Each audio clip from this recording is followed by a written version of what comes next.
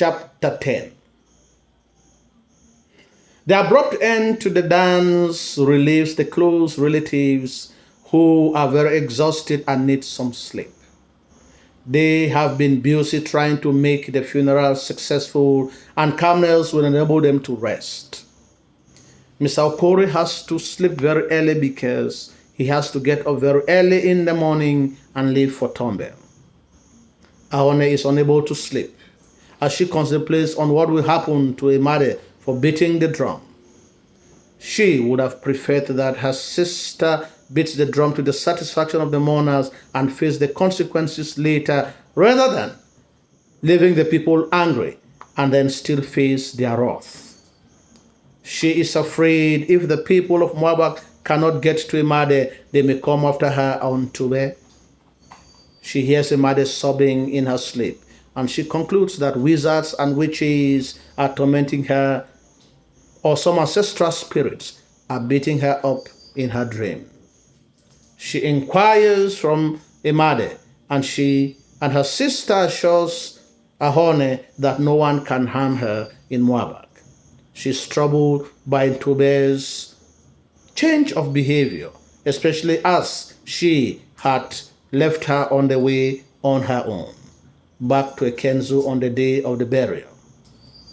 She is also worried after the funeral because Mechane's house will be deserted. In addition, her ancestral spirit will visit and there will be no one to feed them. Consequently, this will ridicule their family in the world of the dead. Ahone pleads that she gets some rest. In the morning, Mr. Okori thanks the family for being in unity and thanks Emade specifically for all that she had done to give their sister a befitting burial. And he decides to go back to Tombe, promising that he will be of help to them from time to time.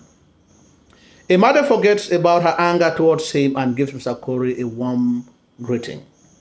The women are supposed to stay behind for 8 days and perform the ceremony of the cleaning of the compound, and later on the key is thrown in the forest, indicating that anyone can build on the land, since Mechane's lineage is extinct. On the day of departure, the women prepare their things to leave, but Emade changes her mind and decides to stay longer in order to blacken Mechane's grave. Ahone learns about about her sister's decision, and she is touched and weeps and decides to stay with her a bit longer. But Emade tells her that she should go back home and take care of the children, while she stays behind to accomplish the tasks. As the women leave, Wobe sobs in spite of Ahone's effort to calm her down as the journey progresses until they arrive in Gomboku.